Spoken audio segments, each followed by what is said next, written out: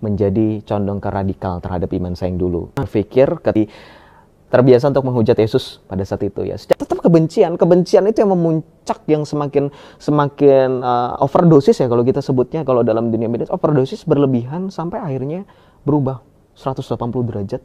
Itu sampai akhirnya saya tiba-tiba Tuhan itu panggil saya. Sampai benar-benar kalau kita ngomong di posisi saya itu sempat denial. Jadi saya itu sempat masa sih saya jadi orang Kristen, saya nggak mau. Tetap dalam konsep tadi nauzubillah min zalik gitu, nauzubillah min zalik, amit-amit gitu kan, saya nggak mau jadi orang Kristen. Bana alladzi fis samawat liyataqaddas ismuk liyati malakutuk litakun masyiatuk kama fis samai kadzalika alal ard a'tina khubsana kafafa yaumina waghfir lana khutayana kama nahnu naghfir liman akhta'a ilaina wa la tudhilna fit tajrib lakin najina min asyirir li'anna laka al-mulka al-quwwata al-majd lil abadi dahirina amin. Saya itu lahir di Jakarta, di kota Jakarta Selatan, dan besar juga di sana kebetulan di Jakarta Selatan. Jadi memang saya darahnya darah Betawi dan juga ada campur dari anak Betawi ya? Betul. Dan juga ada campur dari mama saya juga orang Sunda.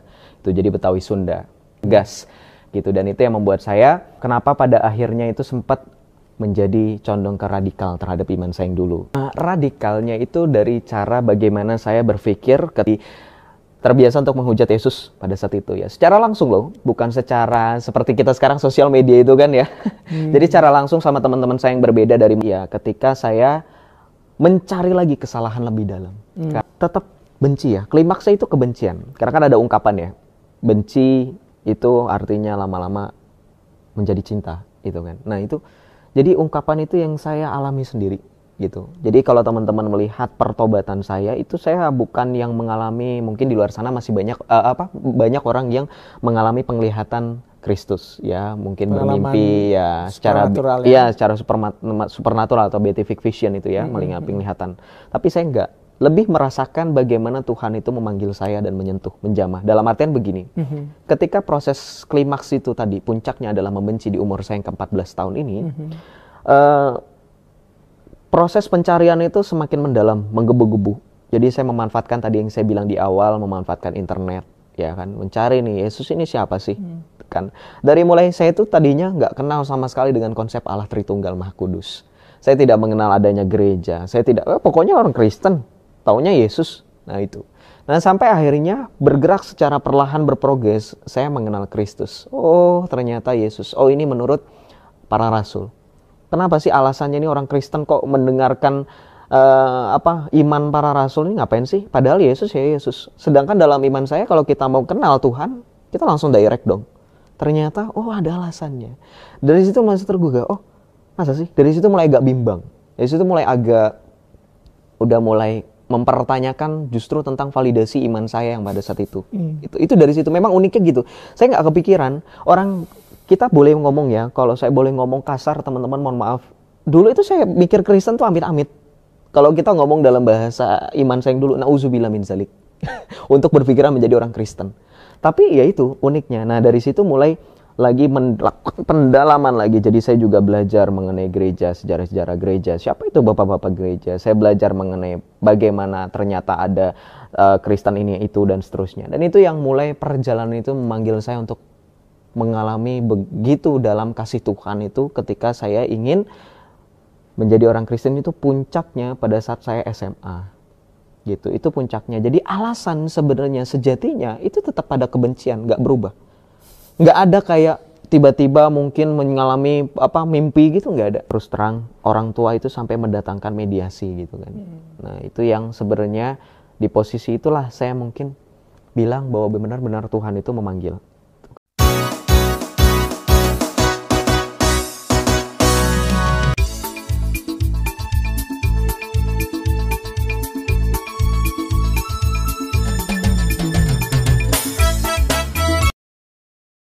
Shalom, salam sejahtera dalam kasih Tuhan Yesus Kristus.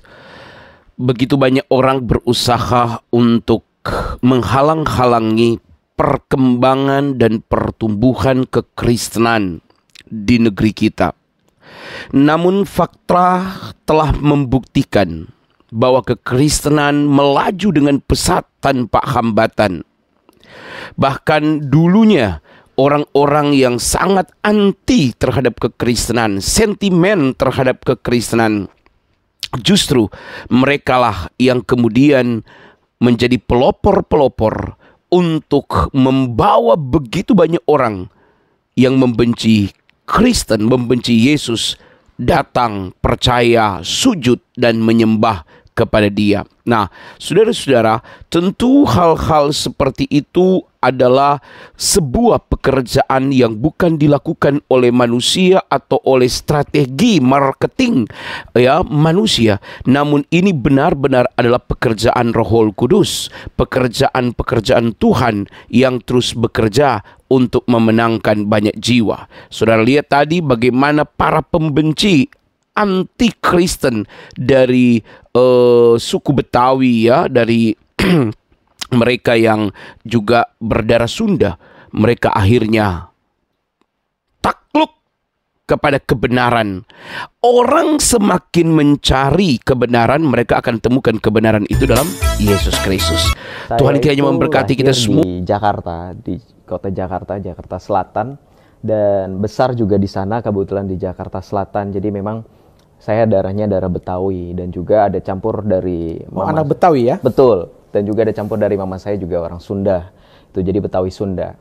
Seperti itu. Jadi saya itu dididik ya di keluarga yang cukup suportif dan juga cukup membina saya secara pendidikan, baik akademis maupun non-akademis gitu. Dan kalau kita berbicara non-akademis, mungkin orang terpikirnya olahraga gitu kan ya. Tapi to be more specific sebenarnya lebih ke religius sih gitu. Dan itu yang mungkin nanti akan kita ada benang merahnya nih. Mungkin akan penasaran kenapa saya bisa akhirnya bertobat gitu ya. Jadi semenjak kecil itu saya dididik dari mulai TK itu saya ikut taman kanak-kanak, dan juga itu kan kalau TK itu dari pagi sampai siang. Nah, sorenya itu pulang dari TK itu saya mengenyam pendidikan agama yang kalau kita sebut itu TPA, Taman Pendidikan Al-Qur'an gitu. Jadi di situ digembleng untuk mempelajari iman dan membaca kitab suci saya yang dulu itu kan. Nah itu di TK saya juga, kebetulan TK saya bukan TK umum ya, TK-nya TK Islam gitu. Dan di TK itu saya sudah terbiasa untuk mengikuti berbagai macam perlombaan seperti lomba baca Al-Quran ya, tilawatil Al-Quran juga, tapi juga ada lomba menjadi imam untuk sholat gitu. Jadi memang sudah terbiasa dididik di keluarga, di lingkungan keluarga yang memang selain juga suportif tapi tetap keras juga, jadi tegas gitu. Bukan keras dalam artian tidak jelas ya, kadang kan ada yang memahaminya itu ya, jadi tegas gitu. Dan itu yang membuat saya kenapa pada akhirnya itu sempat menjadi condong ke radikal terhadap iman saya yang dulu itu. Seperti itu. Bisa doa Bapa kami dalam bahasa Arab ya. Oke. Bismillah wal ibn wa ruhil qudus alillahi wahid. Abana alladhi fis samawat liyataqaddas ismuk liya'ti malakutuk litakun masyiatuk kama fis sama'i kadzalika alal ard. A'tina khubsana kafafa yaumina waghfir lana khutayana kama nahnu naghfir liman akhta'a ilaina wa la tudhilna fit tajrib lakin najina min asyirir lianna laka al mulka al quwwata al majd lil abadi dahirin amin. Bismillah wal ibn wa ruhil qudus alillahi wahid.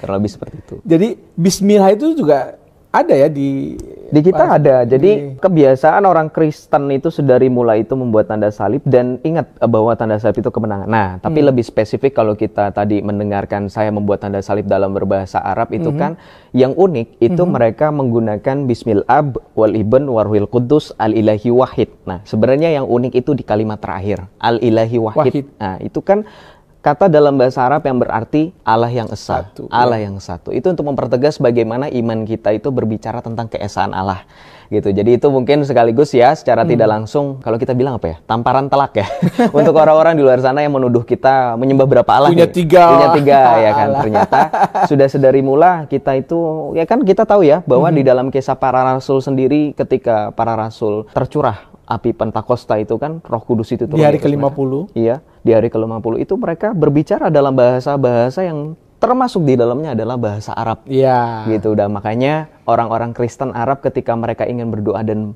menyebut tadi dalam nama Bapa dan Putra dan Roh Kudus itu kalau dalam bahasa Indonesia itu mereka mengakhiri dengan mengatakan Allah yang esa gitu, al-ilahi wahid gitu. Untuk penekanan bahwa Allah yang kita sembah adalah Allah yang esa seperti al-ilahi wahid.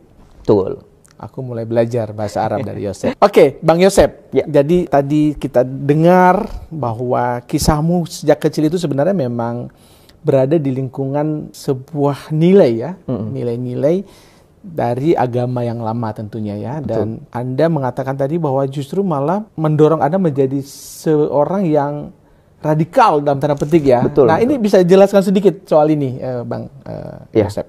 Boleh. Jadi gini, radikalnya itu dari cara bagaimana saya berpikir ketika masih kecil ya. Karena kan kalau kita biasa kecil itu apa sih? Main gitu kan. Main sama teman-teman di lapangan. Tapi saya itu sudah berpikir untuk bagaimana caranya saya melihat teman saya yang berbeda dalam tanda kutip ya. Yang ketika berbicara mengenai iman, saya tidak bisa toleran gitu dengan mereka, tidak bisa menerima perbedaan. Maka saya jujur saja ya, kalau saya boleh pengakuan dosa di sini, saya itu kecil itu sudah ya pakai bahasa yang kurang pantas untuk anak seumur saya. Jadi terbiasa untuk menghujat Yesus pada saat itu ya. Secara langsung loh, bukan secara seperti kita sekarang sosial media itu kan ya. Jadi secara langsung sama teman-teman saya yang berbeda dari mulai SD itu ya kan. Karena saya juga sempat kesaksian dari mulai SD itu saya sudah terbiasa untuk mengelontarkan kata-kata yang kurang pantas. Jadi mulai dari situ ya, sampai akhirnya saya masuk SMP itu dapat fasilitas handphone. Ya waktu itu kan memang handphone belum secanggih sekarang ya. Tapi kita sudah ada warnet ya kalau kita sebutnya war internet. Jadi saya memakai fasilitas yang diberikan itu, memanfaatkannya itu bukan untuk hal-hal yang positif. Tapi lebih ke untuk hal-hal yang merugikan, ternyata ya merugikan saya waktu itu. Kenapa? Karena pada waktu itu kalau menurut pemahaman iman saya jatuhnya jadi murtad. Karena waktu itu saya pakai itu untuk mencari tentang siapa itu Yesus. Dari situ. Jadi saya mulai menonton tontonan seperti mungkin teman-teman yang ada yang tahu Zakir Naik, Ahmad Didat. Nah itu tontonan-tontonan saya dari saya mulai masuk SMP, sekolah menengah pertama itu kan. Jadi ya terbiasa dengan pertanyaan-pertanyaan, where in the Bible that Jesus himself stated, I am God, worship me, ya kan? Di mana Alkitab yang menuliskan Yesus itu mengaku sebagai Tuhan, sembahlah aku. Itu yang sering saya lontarkan kepada teman-teman yang Kristen, teman-teman saya. Betul. Makanya kalau dibilang dulu itu masa kecil saya memang agak sedikit bisa dibilang tukang bully gitu. Bukan bully fisik, tapi bully yang menyerang iman. Dan itu kan memang agak sedikit, agak lain ya kalau kita ngomongnya gitu untuk anak-anak seumuran saya waktu itu loh. Waktu itu umur? 13-14 tahun. Ya kan, masih lulus SD, peralihan SMP ibaratnya kan. Dan ya dari situ mulai bibit-bibit itu mulai agak semakin membesar sampai meluapnya itu ya ketika saya mencari lagi kesalahan lebih dalam. Karena pada satu momen, saya boleh cerita lebih lanjut lagi ya berarti ya, lanjut lagi. Jadi pada suatu momen itu saya berdebat, jadi langsung itu berdebat.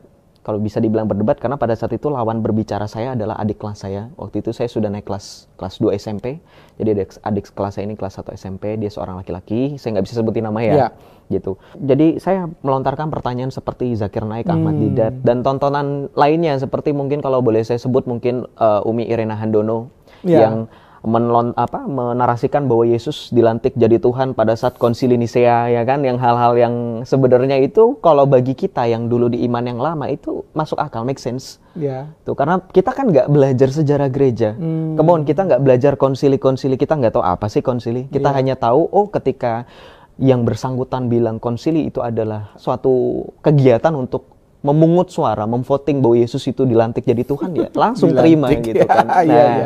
Jadi ketika itu saya memakai narasi-narasi seperti itu. Ya polanya sama lah kalau kita lihat yang di TikTok sekarang gitu kan. Pertanyaan template kalau kita bilang seperti itu. Sehingga saya pakai itu dengan adik kelas saya tanyakan gitu. Wah saya lontarkan. Ternyata bisa terjawab. Surprisingly bisa terjawab. Dan kalau dibilang apakah waktu itu saya mempunyai pemikiran yang sama seperti polemik-polemik gitu kan. Berusaha untuk denial. Berusaha sekali. Tapi sekuat apa saya menolak jawaban dari dia, saya tidak bisa membantah. Kemudian kita berbicara mengenai perdebatan yang secara nggak langsung pada saat itu terjadi di jam kosong. Ya, kalau jam kosong itu maksudnya ada mata pelajaran tapi gurunya nggak hadir. Jadi dimanfaatkan pada situ itu dan kita debatnya itu di lorong kelas. Dan itu disaksikan. Ditonton banyak orang? Ditonton, iya. Jadi mengerumuni gitu kan. Ibaratnya lagi ada yang berantem nih. Dan pada saat itu sudah ada yang inisiasi untuk panggil guru gitu kan. Nggak ada yang datang waktu itu. Jadi saya manfaatkan. Nah, tapi kan pada saat itu saya kembali lagi nyatakan. Ketika berdebat itu kan ditonton banyak orang. Jadi sekalipun saya menolak, denial. Wah bohong, itu nggak ada ininya. Saya pun harus juga membantah dengan data. Nah, itulah yang terbiasa itu yang menjadikan saya pelajaran ketika kita membantah narasi dan juga disertai dengan data, kita juga harus berani untuk bantah dengan data. Nggak bisa dengan hanya, oh ini bohong, ini nggak ada nih, tapi kita nggak ada data. Itu sama saja omong kosong. Jadi seperti itu kurang lebih. Jadi adik kelasmu itu bisa menjawab semua pertanyaanmu ketika Surprisingly itu? Bisa menjawab, karena memang kebetulan yang bersangkutan juga bisa dibilang murid berprestasi gitu maksudnya. Oh gitu ya? Iya, dia berprestasi secara akademik gitu. Calon ketua ASIS juga ternyata di kemudian hari gitu, pada saat dia kelas 2. Iya. Dan tadi di mention ya, Zakir Naik itu memang tokoh terkenal ya di YouTube, betul, di media sosial, bahkan sering juga datang ke Indonesia, selalu mempertanyakan ya tentang iman Kristen, dan itu yang diikuti oleh si Yosef. Betul, itu yang saya ikuti. Itu dulu panutan saya dulu. Itu dulu panutan saya. Iya. Dan ada banyak yang menanyakan nih di warganet ya, bahwa dirimu itu sangat mahir dalam berbahasa Arab. Apakah Yosef juga ikut kelas bahasa Arab? Oke, kalau ikut bahasa Arab enggak, tapi pada saat yang tadi aku cerita di awal, yang saya cerita di awal bahwa saya mengikuti di TK dan sorenya itu Taman Pendidikan Al-Quran itu. Jadi di situ juga ada kelas untuk berbahasa Arab. Jadi berbahasa Arabnya itu bukan bahasa Arab yang berat-berat ya. Karena kalau kayak kita belajar bahasa Inggris atau bahasa Mandarin itu kan ada kelas-kelasannya, tingkatan-tingkatannya. Kalau ibaratnya boleh disebut itu baru beginner aja, baru permulaan. Nah, kalau dibilang fasih, sebenarnya gini. Mungkin kalau teman-teman yang menonton juga ada dari Murtadin, mungkin ada yang sama seperti saya. Jadi kalau kita sudah terbiasa membaca kitab kita yang dalam bahasa Arab itu, dan ketika kita mengucapkan suatu kosakata tertentu dalam bahasa Arab, atau tadi ketika doa dalam bahasa Arab, doa Bapa kami, itu akan terbiasa gitu. Makanya sebenarnya yang bikin orang fasih atau tidak fasih itu dari bagaimana cara dia mau mempelajari atau enggak. Dan kalau saya dibilang fasih sebenarnya enggak juga gitu. Karena masih belajar juga, dan kebetulan second language saya bukan Arab gitu. Bahkan bahasa ketiga itu bukan. Jadi bahasa Arab itu hanya sebagai untuk ketika saya berdiskusi dengan mereka. Mereka kan sering banget tuh bilang, coba dong baca bahasa aslinya gitu kan. Jangan pakai terjemahan. Kadang kan kita saya selalu bilang begini loh. Uniknya gini ya. Mohon maaf nih sebelumnya. Sama teman-teman yang nonton. Saya selalu bilang gini, ini sebenarnya adalah jawaban atas doamu. Tuhan kasih kamu orang yang langsung bisa bahasa asli. Karena ketika, mungkin teman-teman yang sering nonton video saya ya, ketika saya berdiskusi dengan mereka, yang sering untuk remind, untuk baca kitab mereka dalam bahasa asli itu saya. Coba baca dalam bahasa aslinya kalau kamu memang beneran mengikuti ajaranmu. Makanya saya sering bilang gini, sudah deh daripada kita kelamaan, karena kan mereka biasa berpolemik. Sudah deh, kamu mau nggak tukeran posisi sama saya? Saya bilang gitu, saking untuk ini ya, untuk mencairkan suasana. Jadi memang ketika saya masih kecil udah terbiasa gitu. Jadi pada saat remaja juga digembleng lagi gitu. Jadi memang tadi kalau boleh dilanjutkan kesaksiannya, jadi pada saat remaja sudah mulai kelihatan dari orang tua saya bahwa nih anak kayaknya udah mulai ke arah yang nggak benar nih, mau murtad gitu kan. Jadi sudah mulai digembleng lagi untuk ngaji lagi. Nah, kebetulan tempat ngajinya beda sama yang sebelumnya. Nah, tapi kurang lebih pengajarannya sama gitu. Jadi tetap baca, tulis Al-Quran gitu kan. Menulis juga loh ya teman-teman ya, harap perhatikan. Menulis juga, jadi menulis ulang gitu ayat-ayatnya. Jadi kadang ada pertanyaan. Misalkan kalau kita mungkin yang di sekolah minggu, dalil ayat Alkitab mana yang dikatakan bahwa misalkan ya Yesus itu mengatakan perumpamaan tentang apa itu kan kita nanti akan menyebutkan. Nah, kalau di iman saya yang dulu itu kan harus ditulis dalam bahasa Arabnya itu. Jadi menulis juga. Jadi itu mungkin terbiasa di situ ya. Jadi itu juga yang mungkin membuat saya terbiasa untuk membaca itu tulisan Arab itu, walaupun masih belajar juga ya, dalam konteks disclaimer tetap masih belajar juga. Jadi itu yang sempat masih ada ingatan di memori saya. Jadi ketika berhadapan dengan mereka itu hanya refreshing refresh memori saya gitu. Iya, itu yang membuat mungkin teman-teman melihat kok masih ada itu sebenarnya, ya itu hanya refresh saja. Untuk belajar lagi sebenarnya untuk ini tuh nggak ada. Saya masih fokus kuliah kebetulan, jadi masih sibuk, nggak ada waktu untuk belajar bahasa itu lagi. Gitu, hanya refresh saja. Ya, gitu. Oke. Mumpung tadi singgung kuliah, kalau boleh tahu kuliah apa? Bisa dikasih tahu? Kalau saya kuliahnya kebetulan teman-teman tuh banyak yang nebak ya. Wah ini teologi ya Joseph ya. Saya bilang nggak. Saya nggak kuliah teologi, saya nggak kuliah filsafat. Mungkin kalau ada rezeki, kalau ada waktu ya, saya akan melanjutkan kuliah lagi. Tapi untuk saat ini saya kebetulan jurusannya sosum, ya sosum gitu. Saya nggak bisa bilang secara spesifik ya teman-teman. Sosial hukum ya? Sosial hukum ya. Dan di salah satu kampus, pokoknya di Jakarta terkenal ya. Pokoknya. Ya, gitu. Ya. Dan ini sudah memasuki tingkat berapa? udah mau tingkat akhir. Udah mau tingkat akhir. Betul. Kalau hari-harinya Bang Yosef kerja atau di rumah aja? Kebetulan saya internship magang. Oke, sedang magang ya? Sedang magang, sedang proses magang. Oke. Dan pekerjaan tetapnya adalah live di TikTok. Kalau live itu saya nggak bisa bilang pekerjaan ya. Kadang ada orang juga tuh yang suka singgung. Ini lucu ya, kalau saya boleh bahas. Kadang ada orang komentar begini. Joseph nggak ada kerjaan ya live begini. Kok nggak ada kerjaan? Saya selalu bilang, iya memang saya nggak ada kerjaan. Iya. Logikanya kalau kita kalau ada kerjaan kita nggak mungkin live TikTok, betul? Ngapain? Buang-buang waktu. Betul, karena saya anggap live TikTok itu sebagai sarana untuk bagaimana caranya melepaskan kepenatan dari kerja dan juga sekaligus luang waktu untuk meluangkan untuk sharing firman Tuhan, kebenaran juga, dan juga sekaligus untuk meneguhkan dan juga untuk bertemu kembali secara tidak langsung dengan teman-teman seiman gitu kan. Karena juga selain dari sana, dari polemik-polemik, kita juga kan melihat banyak sekali teman-teman Kristen yang merindukan bahwa kita punya sosial media dimanfaatkan untuk sharing firman gitu. Jadi kita memanfaatkan itu. Jadi sebenarnya kalau dibilang pekerjaan tetap enggak sih. Karena saya juga live-nya juga jarang-jarang. Kebetulan baru kena ban kemarin seminggu. Aduh, jadi curhat. Itulah pokoknya. Kita bergeser di segmen yang lain, Bang Yosef. Tadi sempat sih disinggung tadi bahwa ketika usia 13-14 tahun, cara pandang Anda tentang kekristenan memang udah mulai terlihat ya. Di awal-awal benci, tapi kok akhirnya berbalik. Nah itu mungkin bisa dicerita Bang Yosef.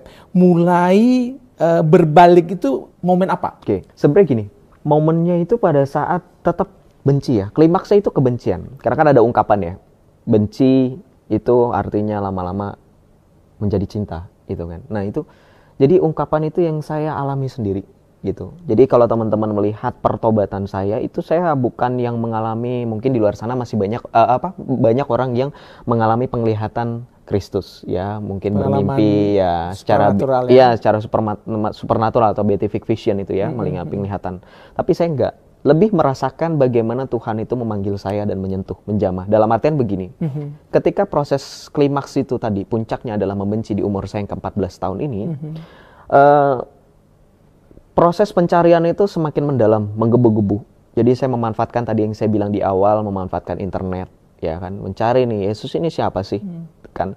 Dari mulai saya itu tadinya nggak kenal sama sekali dengan konsep Allah Tritunggal Maha Kudus. Saya tidak mengenal adanya gereja, saya tidak, pokoknya orang Kristen, taunya Yesus. Nah itu. Nah sampai akhirnya bergerak secara perlahan berprogres, saya mengenal Kristus. Oh ternyata Yesus. Oh ini menurut para rasul. Kenapa sih alasannya ini orang Kristen kok mendengarkan iman para rasul ini ngapain sih? Padahal Yesus ya Yesus. Sedangkan dalam iman saya kalau kita mau kenal Tuhan, kita langsung direct dong. Ternyata ada alasannya. Dari situ masih tergugah. Oh masa sih? Dari situ mulai agak bimbang. Dari situ mulai udah mulai mempertanyakan justru tentang validasi iman saya yang pada saat itu. Itu dari situ. Memang uniknya gitu. Saya nggak kepikiran orang. Kita boleh ngomong ya, kalau saya boleh ngomong kasar teman-teman mohon maaf. Dulu itu saya mikir Kristen tuh amit-amit. Kalau kita ngomong dalam bahasa iman saya yang dulu, na'udzubillah min dzalik. Untuk berpikiran menjadi orang Kristen.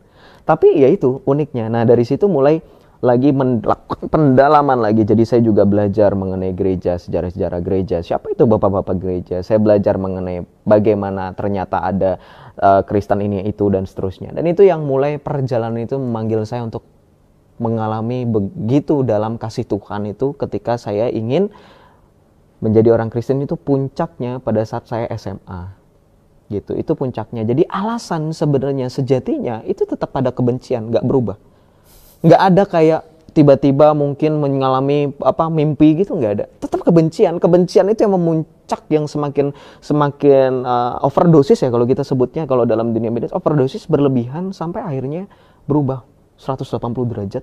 Itu sampai akhirnya saya tiba-tiba Tuhan itu panggil saya. Sampai benar-benar kalau kita ngomong di posisi saya itu sempat denial. Jadi saya itu sempat masa sih saya jadi orang Kristen, saya nggak mau. Tetap dalam konsep tadi na'udzubillah min dzalik gitu. Na'udzubillah min dzalik, amit-amit gitu kan, saya nggak mau jadi orang Kristen.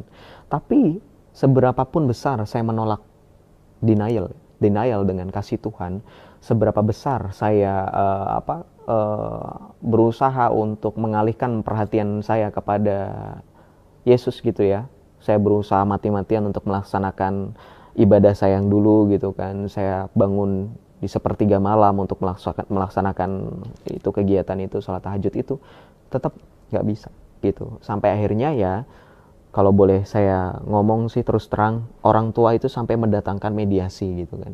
Nah itu yang sebenarnya di posisi itulah saya mungkin bilang bahwa benar-benar Tuhan itu memanggil.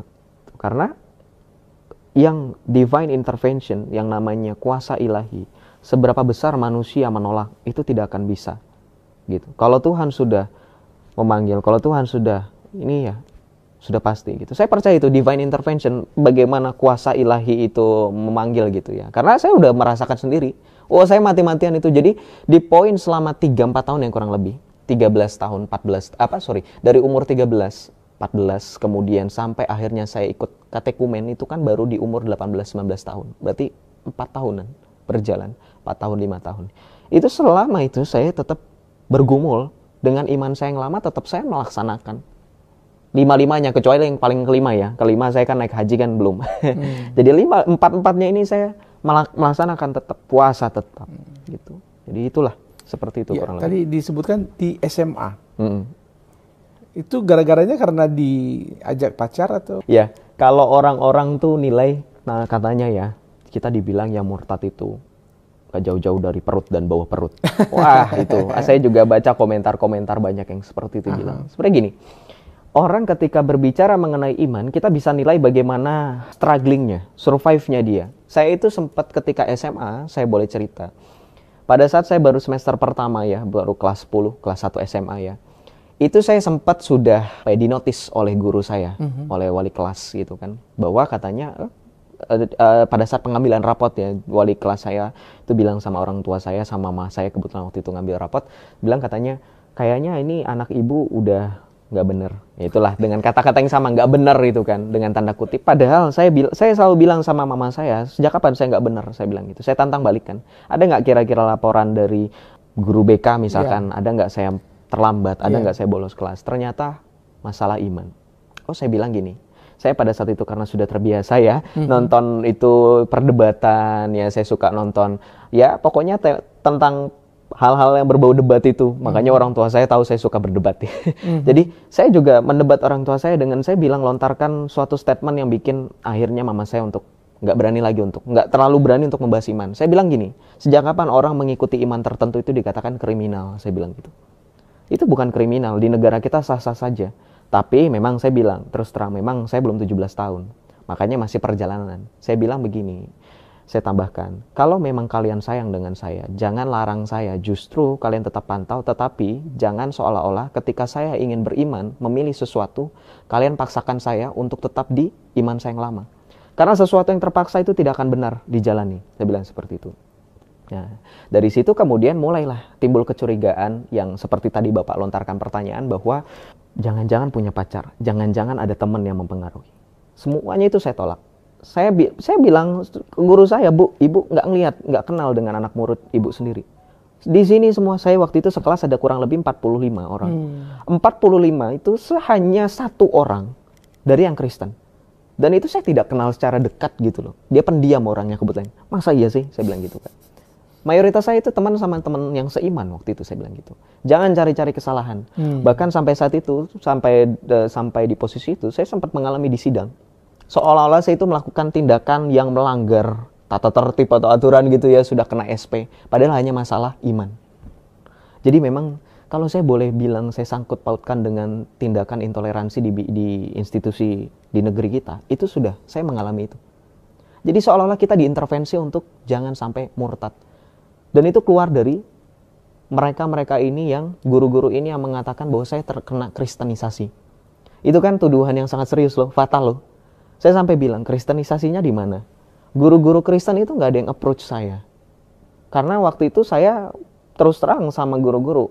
Silakan dilihat dewan-dewan guru yang mengajar dari mata pelajaran wali kelas itu nggak ada Kristen yang saya pun nggak kenal dengan mereka. Dan saya nggak pernah approach mereka. Boleh tanya, kenal nggak dengan saya gitu? Nggak kenal pasti. Gitu. Jadi nggak ada hubungannya dengan mereka. Ini memang pure dari saya. Lalu saya cerita seperti yang saya cerita sekarang. Dari SMP saya seperti ini. Memang awalnya saya membenci. Saya juga cerita seperti itu di depan mereka.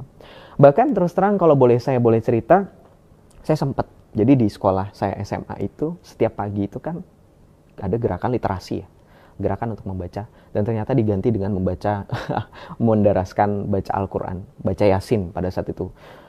Saya itu tahu nggak, saya bawa apa? Saya bawa kartu doa novena 3 Salam Maria. Saya baca itu, saya buka sengaja di depan mereka. Untuk apa? Untuk ibaratnya itu challenging. Sekalipun saya diintervensi, saya nggak bakalan takut gitu. Sampai akhirnya itu diambil sama guru saya. Saya sampai di sidang lagi.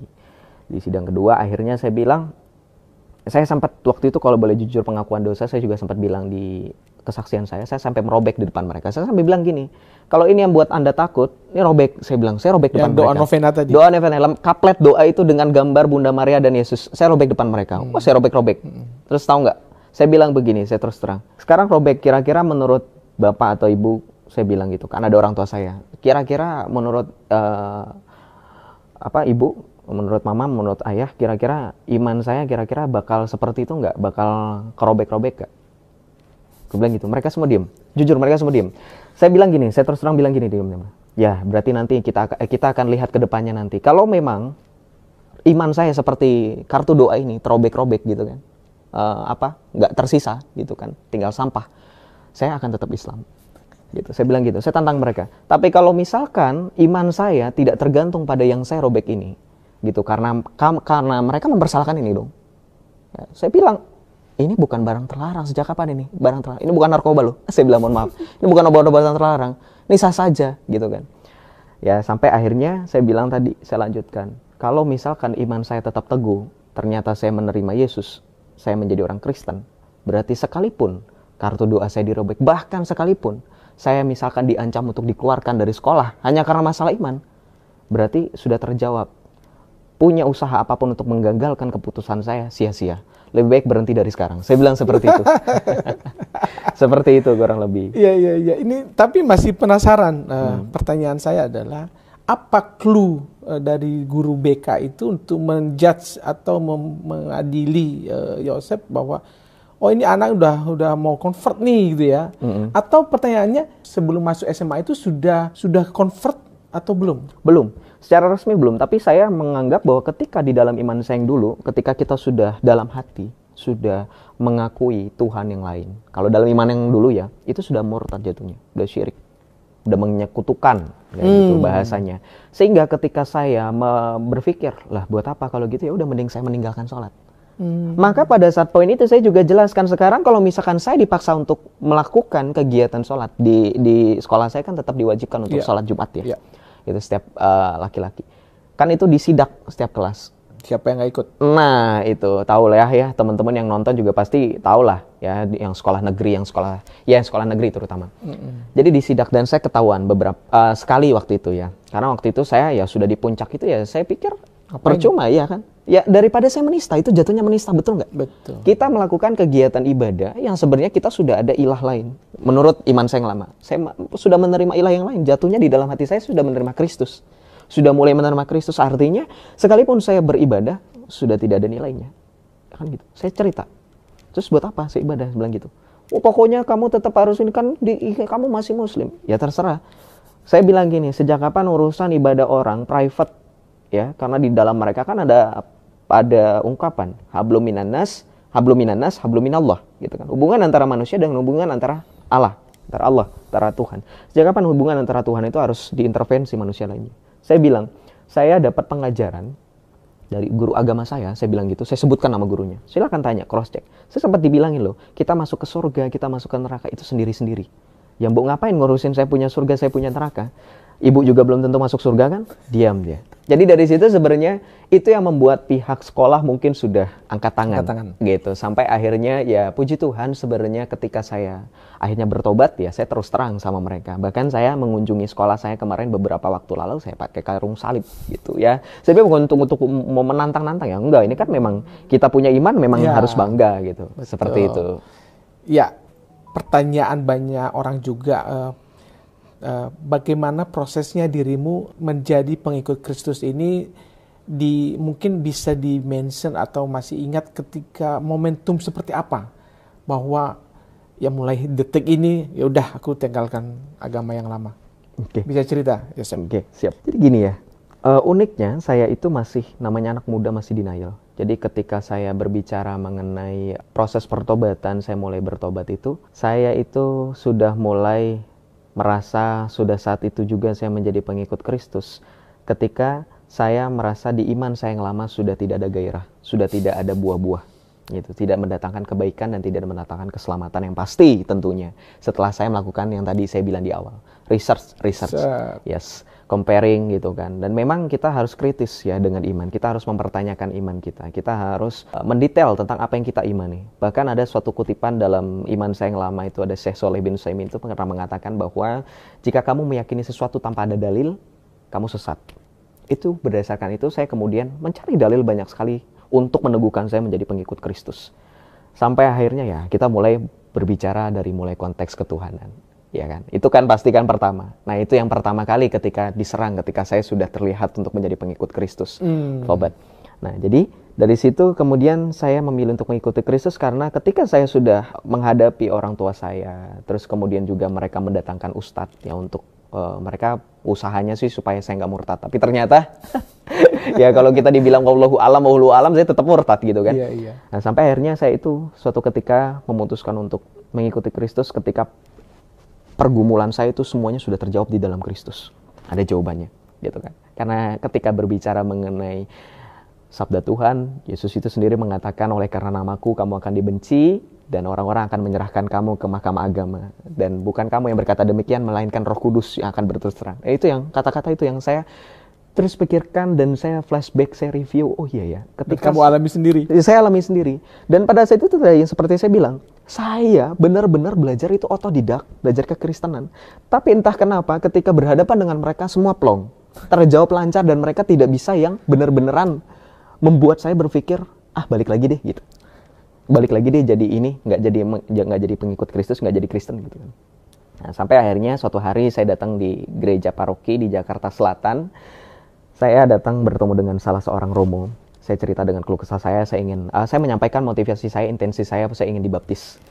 Ingin dibaptis, saya langsung, romo saya mau dibaptis gitu kan. Awalnya saya tanya sama security kan, mau ketemu ini, oh iya silakan. Akhirnya diarahkan sekretariat, pada saat itu ada romonya. Nggak ada janji sebelumnya? Nggak ada janji, padahal harusnya ada janji kan. Ditanyain memang, ada janji nggak? Coba ini dulu ke sekretariat dulu. Akhirnya, kebetulan ada romonya, makanya itu kayaknya jalan Tuhan memang. Iya. Ditanya gitu kan, ditanya motivasinya apa, dari mulai motivasi. Akhirnya saya cerita lagi dong panjang kali lebar, latar belakang saya cerita pergumulan saya, pengalaman saya kayak tadi saya cerita kurang lebih dengan romo tersebut. Sampai akhirnya romo bilang gini, oke, gitu, tunggu lagi ya, gitu, tunggu momen lagi ya. Kenapa romo? Saya bilang gitu. Tunggu lagi aja, kamu harus ketika mengikuti Kristus yang kamu harus tahu adalah jangan ketika sudah di tengah jalan kamu berpikir ada yang kurang dari agamamu yang sebelumnya sehingga kamu memanfaatkan momen itu untuk mempelajari kembali. Dan itu yang selalu saya bilang sama teman-teman. Ketika kamu sudah menerima Kristus, tidak ada lagi waktu untuk kamu pelajari iman kamu yang sebelumnya. Sudah fokus untuk Kristus, fokus untuk Kristus. Makanya saya bilang sama teman-teman yang Kristen dari lahir, bersyukur di dalam Kristus. Nggak ada ngomong tentang keselamatan kita itu nggak ada hubungan dengan iman orang lain, betul nggak? Tidak ada hubungan yang ketika kamu berbicara dengan orang-orang di luar Kristen, let's say dengan iman saya yang lama, dengan Islam, nggak ada keselamatan kita. Tuhan Yesus ketika kedatangan kedua kalinya, Romo bilang, tidak akan tanya gitu. Sudah berapa banyak ilmu hadis atau Al-Quran yang kamu hafal. Jadi nanti ketika kamu sudah dibaptis, sudah menerima materai, tanda perjanjian kamu, keselamatan kamu, tidak ada momen di mana kamu belajar lagi. Gitu. Harap dimengerti omongan saya. Tegas Romo pada saat itu. Dan saya terima itu sebagai masukan. Dan saya pada saat itu menerima bahwa itu, ya oke, Tuhan gitu. Saya bilang itu memang ya sudah, kalau Tuhan memang mau itu ya sudah. Saya bersabar lagi. Jadi itu yang membuat saya kurang lebih akhirnya baru dibaptis itu di umur ke-19 tahun, 18 sampai 19 tahun. Setelah tamat SMA. Setelah tamat SMA itu perjalanan yang panjang dari mulai SMP, dari mulai SD SMP itu ya. Ya, meskipun sebenarnya kerinduan ada kerinduan yang menggebu-gebu ya. Betul. Dan di masa pencarian itu menuju saat dibaptis itu Yosef terus belajar. Ya, jadi saya mengikuti arahan Romo. Jadi aku pikir ya, saya bikin semacam to-do list. Apa yang harus saya pelajari ya? Apa yang harus saya comparing ya? Ketika saya sudah menerima Kristus, nanti jangan menyesal. Itu apa yang kira-kira menjadi poin-poin utama yang bisa nanti menjadikan salah satu alasan motivasi terkuat saya hingga akhirnya memilih Kristus sebagai jalan satu-satunya. Jadi saya belajar itu. Wah, ternyata ketika saya belajar itu, saya belajar dari sejarah gereja. Saya bandingkan dengan, wah, luar biasa ini ketika berbicara mengenai iman saya. Iman saya yang sekarang kok kelihatannya tidak punya wibawa. Dalam artian begini, mohon maaf. Tidak punya wibawa dalam artian begini. Ketika berbicara mengenai iman, akan banyak orang yang bilang bahwa iman kita itu hanya dari buku. By book. Jadi kalau kamu tanpa buku, kamu nggak bisa beriman. Kan gitu. Ternyata saya baca, wah, kekristenan mula-mula nggak ada Alkitab. Ya. Kita berpegang pada ajaran para rasul. Maka ketika saya bandingkan dengan mereka, kenapa mereka begitu mengglorifikasi, hafal, harus dihafal. Kalau nggak hafal, tandanya kamu tidak beriman, itu kan. Yang kemudian dipakai justifikasi itu untuk iman kita. Yes. Sehingga orang Kristen sering dibilang, wah kamu bisa hafal.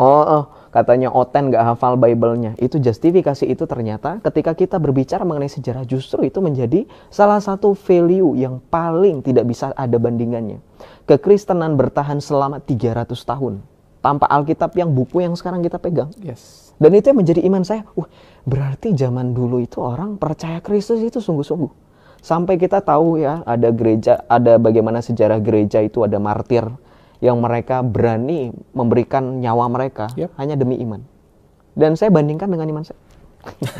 There's no value yang sebanding. Dan itu yang membuat saya kemudian berpikir, oh ya ternyata ketika Romo mengatakan itu ada benarnya juga. Ketika saya disuruh, diminta untuk cari lagi. Apa yang membuat salah satu motivasi yang nantinya ketika suatu momen, suatu hari ada orang yang mempertanyakan, apa sih alasan terkuat? Apa sih alasan terutama? Saya bisa menjawab itu. Ya. Dan ternyata itu, puji Tuhan sudah dipersiapkan.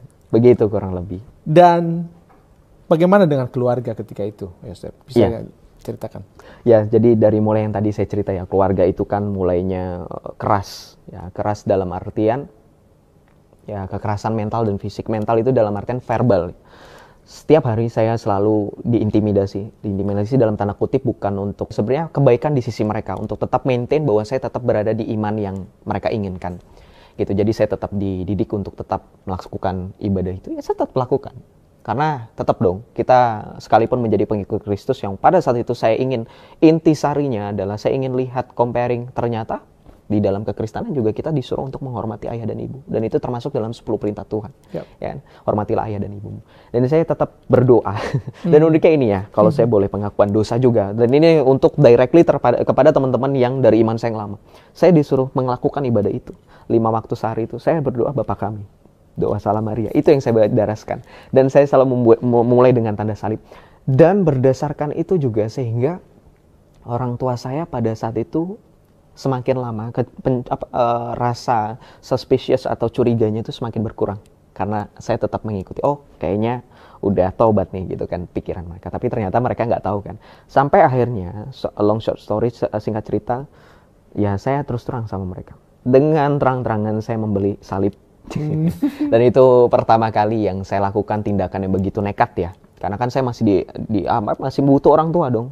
Masih butuh dana, masih butuh supaya. Kalau anak pertama ya? Betul, saya anak pertama gitu. Nah, sampai saya membeli Alkitab, saya membeli salib gitu kan. Saya pasang di kamar saya. Saya pasang itu dengan harapan bahwa saya percaya dengan perantaraan kitab suci, dengan Alkitab, dengan salib. Saya berharap bahwa iman saya semakin tumbuh. Ya, saya menunjukkan iman saya yang sejati dengan kesungguhan saya beli itu. Di end mereka tahu. Dia tahu reaksinya apa ya. Saya disidang lagi gitu kan. Itu klimaksnya di situ. Jadi mulai merasakan kekerasan fisiknya mulai dari situ. Jadi saya benar-benar saya merasakan dipukul pakai salib besi loh itu. Salibnya bukan salib kayu ya teman-teman, salib besi. Kalau teman-teman tahu salib Benedictus itu, Benedictus itu yang besi itu, besi tembaga, nggak tahu besi atau tembaga, pokoknya keras itu dipukul ke kepala saya, gitu. Ya Alkitab juga ya dibuang sobek-sobek, dan pemikiran saya pada saat itu ya saya menganggap bahwa karena saya sudah belajar sejarah yang tadi saya bilang bahwa kita sudah terbiasa dengan tanpa buku. Dan ternyata Tuhan jawab itu. Coba nanti lihat bagaimana. Saya anggap Tuhan itu berbicara kepada saya ketika orang tua saya merobek-robek Alkitab di depan saya, kemudian memukul salib ke kepala saya. Itu saya anggap Tuhan mau ini contoh nyatanya. Siap gak kamu kira-kira? Ketika benar-benar kamu bilang ketika berbicara dalam hati gitu, pergumulan saya yang tadi saya ceritakan, kekristenan sudah terbiasa menderita, sudah terbiasa tanpa adanya buku, by book, iman tanpa ini.